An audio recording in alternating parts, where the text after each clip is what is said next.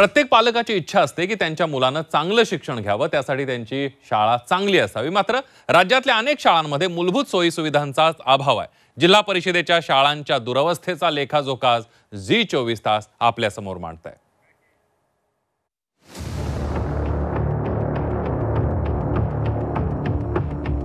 जिल्हा परिषदेच्या शाळांची ही दुरवस्था, गळकं छत,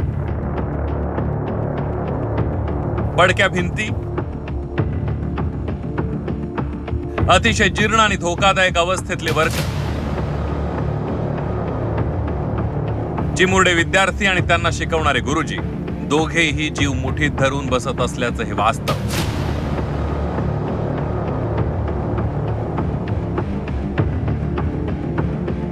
हिंगोली पासून ते नांदेड पर्यंतचं राज्यातल्या जिल्हा परिषदेच्या शाळांचं हे विदारक वास्तव।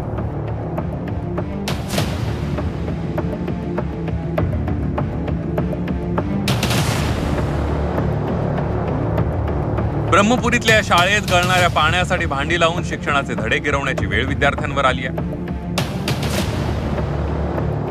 आमच्या विद्यार्थ्यांची सोय करण्यात यावी, परंतु शासनानं काही आता थोड्या तात्पुरत्या प्रमाणात आमच्या शाळेची व्यवस्था करून दिलेली आहे, परंतु आम्हाला तात्पुरती नव्हे तर कायमस्वरूपी व्यवस्था आम्हाला आमच्या विद्यार्थ्यांसाठी, आमच्या मुलाबाळांसाठी पाहिजेत। कधी कोसळेल असं छत,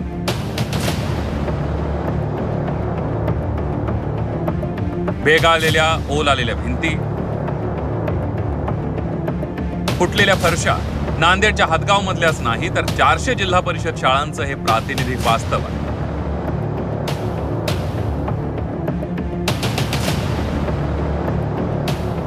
पाऊस पडल्यानंतर वर्गात पाणी गळतो, छत पण शेतातून पाणी गळते आणि शेतावरून म्हणजे पाणीमुळे हे झाल्यामुळे शेतातून खेचल्या पडतात आणि काही लेकरांना लागलेले पण आहे। आमचा बाथरूम लई खराब आहे, याला दुरुस्ती करण्याची आमची माहिती आहे, काऊन की आम्हाला बाथरूम मध्ये जायला जागा नाही, लई घाण वास येते, तर आम्हाला बाहेर जावं लागते।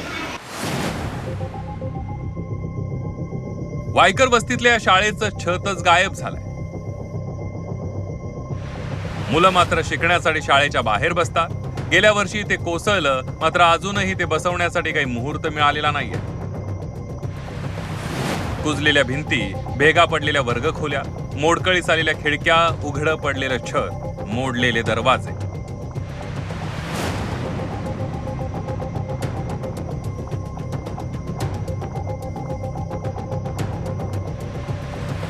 बीडमध्ये अशा 1-2 नाही तर तब्बल 349 शाळांची दुरवस्था झाली। शाळेचे शिक्षक जे आहेत त्यांनी गेल्या 3 ते 4 वर्षापासून वारंवार मुलांची अडचण होते आणि नवीन शाळा दुरुस्ती करण्यात यावी किंवा नवीन शाळा देण्यात यावी अशी लेखी मागणी शिक्षण विभागाला केलेली आहे। सामाजिक कार्यकर्ते म्हणून आम्ही वारंवार आंदोलन केले, मात्र आपण पाहतो की शिक्षण विभाग आणि लोकप्रतिनिधी यांना याचं गांभीर्य नाही। अशा पडके शाळेत कसे पाठवायचे, बसायची जागा नाही लेकरायला। हा लेकरांना कसं बसायचं, अजिबात बसायची जागा नाही, सारी पडली शाळा। पालकांमधून तीच मागणी होती की या शाळेला नवीन इमारत पाहिजे। भीती वाटते मुलांना पाठवताना शाळेत, भीती वाटते, भिंतीला तडे गेलेले आहेत, वर्ग गळत आहेत, त्याच्यामुळे पाठवण्यासाठी पालक बी हे करायलेत। लातूर जिल्ह्यात जवळपास 87 शाळांची प्रातिनिधिक अवस्था आहे, तर 118 शाळांमध्ये शौचालयाचा प्रश्न गंभीर बनलाय। जर ह्यांच्या राजकारणी लोकांची किंवा मोठ्या नोकरदाराची मुलं जर शाळेत राहिली असते तर ही शाळा ह्यांना बघवली असते का, किंवा छत गळूनच्या जर मुलाचं काय नुकसान झालं असतं तर ह्याची जिम्मेदारी कोण घ्यायची, हा सर्वात मोठा प्रश्न आहे।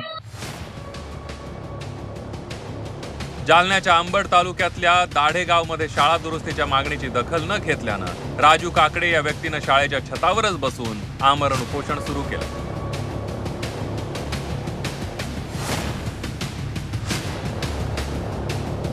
आणि ही शाळा आहे खुद्द शालेय शिक्षण मंत्री दीपक केसरकरांच्या सावंतवाडी मधली। शाळेची इमारत एका बाजूने कोसळली आहे। सुदैवाने शाळा बंद होती म्हणून मोठा अनर्थ टळला। शाळांचा मेंटेनन्स हे जिल्हा परिषद करत असतं आणि जिल्हा नियोजन मंडळातून 10% आपण त्याला निधी देतो आणि काही प्रमाणात आपण विभागाकडून देतो, परंतु एकंदरीतच जिल्हा परिषद मेंटेनन्स करत असतील। अशा जर आपल्याला केसेस आढळल्या तर मला सांगा, मी जिल्हा परिषदेला संबंधित विभागाला कळवेन आणि त्याला तात्पुरती दुरुस्ती आता करता येईल आणि पावसाळा संपल्यानंतर त्याच्यामध्ये परमनंट दुरुस्ती करा. झी 24 तासने राज्यभरातल्या जिल्हा परिषदेच्या शाळांची ही दुरवस्था समोर आणली आहे.